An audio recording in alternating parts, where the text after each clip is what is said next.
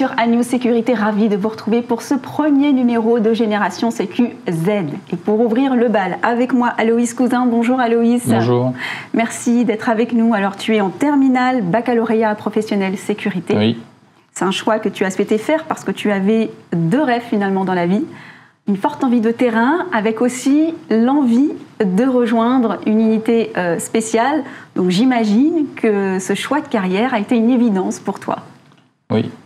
Après plusieurs années de réflexion et au vu de ce que j'ai pu voir des incivilités, que ce soit aux informations ou sur les réseaux sociaux, ce choix de carrière a été une évidence pour ma part.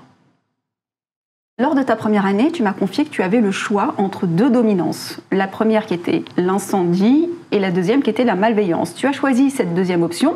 Déjà, pourquoi ? Et quels sont les types de missions au sein desquelles tu souhaites intervenir plus tard ?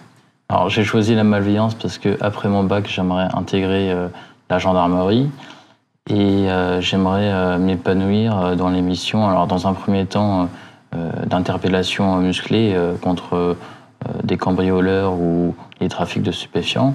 Et dans un deuxième temps, faire de la prévention dans les écoles contre les VIF, donc les violences intrafamiliales, et aussi contre le harcèlement sur Internet et les dangers d'Internet.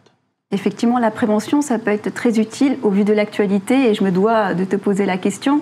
On a vu finalement les forces de l'ordre victimes de clichés aussi. Je pense que ça a dû te toucher, toi qui veux faire ce métier.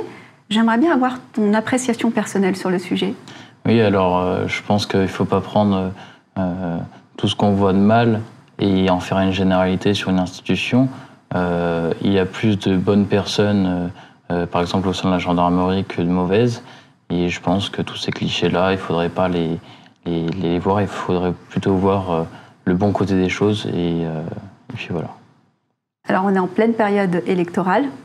J'imagine que tu as plein d'idées que tu aimerais finalement peut-être voir arriver ou voir transposer dans le monde de demain.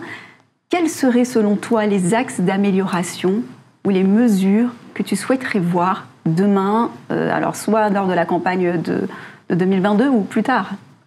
Je pense qu'il faudrait inviter les entreprises à accueillir des stagiaires comme moi en bac professionnel. Car il y a beaucoup de demandes de stages et il y a beaucoup de refus. Moi, j'ai eu la chance, j'ai pu faire des stages en gendarmerie, en police nationale, en police municipale. Et il y a certains camarades à moi, que ce soit dans des aspects publics ou privés, qui se sont pris des refus. J'ai un camarade à moi, par exemple, qui s'est pris 65 refus. 65 refus, donc oui. Une difficulté vraiment présente à se faire recruter quand on est stagiaire. C'est ça. Institution ou privé, les deux. Oui.